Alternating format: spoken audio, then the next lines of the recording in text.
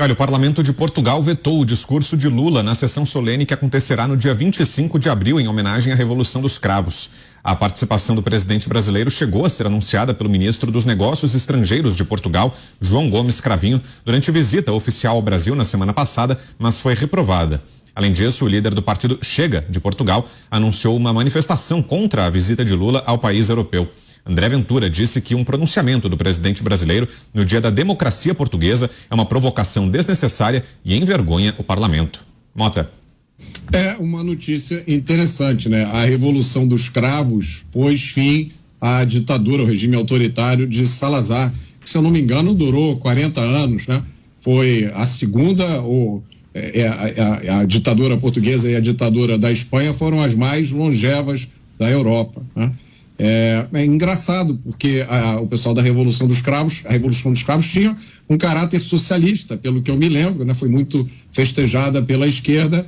É curiosa essa reação, seria interessante saber os motivos, né? O que levou esses portugueses, políticos portugueses, a tomar essa atitude. Talvez eles saibam alguma coisa que muitos brasileiros não saibam.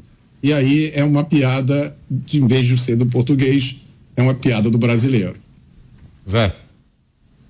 Olha, o mundo inteiro adora uma história bonita, uma história de herói, mas detesta qualquer fraude e a possibilidade deste herói, na verdade, ser um bandido. E houve um trabalho muito eficiente e de longo tempo para vender imagens do Brasil. Eu costumo falar aqui sobre a imagem, por exemplo, do Che Guevara, é o maior vendedor de camisetas que eu conheço no mundo, e com frases bonitinhas, um assassino duro, que nem fazia julgamento nem nada, executava, foi romantizado. E algumas figuras no Brasil também foram internacionalmente romantizadas, como a Marina Silva e outros. E quando se descobre a real ação deles, quando se descobre qual foi o papel deles na história do Brasil, aí vem exatamente essa decepção. E foi o que aconteceu em Portugal. Já existem pessoas que estão entendendo, até fora do Brasil, como foi os últimos anos da história do Brasil, da história econômica e dos governos anteriores do PT. E tirando esse véu da romantização, aí as revelações são tristes. E é por isso que o discurso do Lula foi vetado em Portugal. Diga para ver.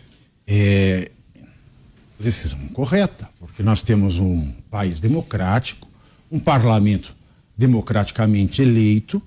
Não se deve nunca jamais meter o bedelho na autonomia, nos rumos decididos democraticamente por um país democrático. Se a democracia portuguesa acha que é uma porcaria levar certa pessoa para falar no parlamento, ele veta. É uma democracia é uma decisão que esbanja a democracia. Uma decisão acertada que não pode ser atacada por político nenhum neste mundo, ainda mais pelos democratas. Então, não posso dizer nada, porque não condiz com o meu feitio falar mal de políticas de países que são uma democracia, que são democracias maduras. Esse é o caso de Portugal. Parabéns. Oito. Eu só tenho que olhar o país, né, de Portugal como uma oportunidade, né? E eles estão fazendo bem o trabalho, porque eles não querem esse tipo de discurso lá. O país de Portugal está crescendo, né? Portugal atrai investimentos brasileiros. O presidente português sabe do que está acontecendo aqui e ele abre as portas para os brasileiros. A Câmara de Portugal aqui sabe atender. Tem cada vez mais gente saindo do Brasil. Então, vocês acham que eles vão querer um discurso do Lula para estragar o ambiente que está andando bem lá? Não vão, né? E aí, um dos que falaram aqui contra é o partido lá, Iniciativa Liberal, que defende a liberdade, que defende a democracia. Não vai querer quem defende o contrário. Mota. Eu acho um gesto com um simbolismo muito grande. Eu fico me perguntando se isso não é o começo, né, de uma nova etapa. no entendimento internacional da história brasileira. Vocês podem perceber que eu estou falando com muito cuidado, porque esse é o Brasil de hoje. Portugal tem uma longa história. Os portugueses têm uma história de coragem.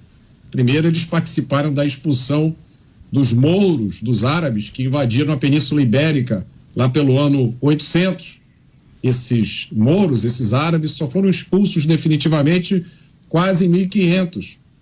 Depois, os portugueses, que detinham a mais avançada tecnologia de navegação da época, se aventuraram pelo mundo, desceram a costa da África, chegaram até a Índia e depois vieram para o Brasil.